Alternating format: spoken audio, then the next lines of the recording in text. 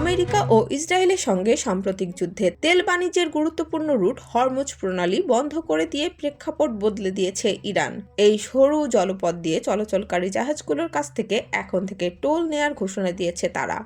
আগামী 5 বছরে ইরান এই টোল বুথ থেকে $500 বিলিয়ন আয় করতে পারে বলে মনে করা হচ্ছে। বিষয়টি পশ্চিমা নিষেধাজ্ঞায় জর্জরিত ইরানের জন্য আশীর্বাদ হয়ে উঠতে পারে। অন্যদিকে হরমুজ প্রণালী দিয়ে মধ্যপ্রাচ্যের তেল সরবরাহকারী দেশগুলোর জন্য কঠিন বেদনাদায়ক অধ্যায় হতে পারে বলে মনে করছেন অনেকে।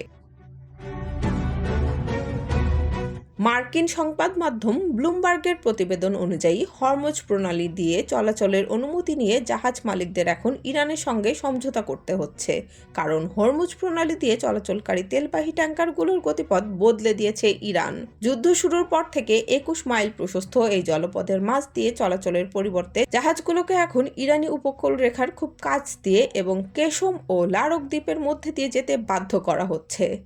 আন্তর্জাতিক মহলে এটি এখন তেহরান টোল বুথ নামে পরিচিতি পেয়েছে। ইরান বর্তমানে এই জলপথ দিয়ে চলাচলের জন্য প্রতি ব্যারেল তেলের উপর অন্তত $1 করে টোল আদায় করছে।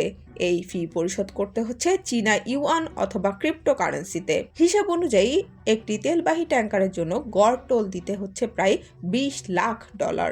কেবল টোল পরিশোধ করলেই ইরানের নৌবাহিনীর স্পিডবোটগুলো তেলবাহী জাহাজগুলোকে টোল বুথ এলাকা থেকে পার করে দেওয়ার জন্য পাহারা দিচ্ছে। এদিকে উপসাগরীয় দেশগুলো উদ্বিগ্ন যে আমেরিকা হয়তোবা হরমুজ প্রণালীকে তেহরানের নিয়ন্ত্রণে রেখেই মধ্যপ্রাচ্য থেকে যুদ্ধ শেষ করতে পারে, আর এতে করে চরম বিপদে পড়তে পারে আবুধাবি, কাতার এবং বাহরাইনের মতো দেশগুলো। কারণ তাদের কাছে বিকল্প পাইপলাইন না থাকায় এবং এলএনজি সরবরাহের জন্য জাহাজের উপর নির্ভরশীল হওয়ায় অবশ্যই হরমুজ প্রণালী ব্যবহার করতে হবে তাদের। তাই ইরানের ধার্য করা টোলের বোঝা মাথায় নিয়ে এইসব আরব দেশকে হরমুজ প্রণালী দিয়ে জাহাজ চালাতে হবে।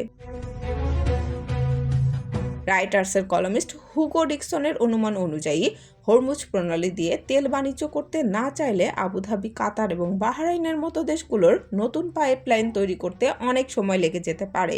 আর এই সুযোগে আগামী 5 বছর তেহরান এই টোল থেকে প্রায় $500 বিলিয়ন আয় করতে পারে।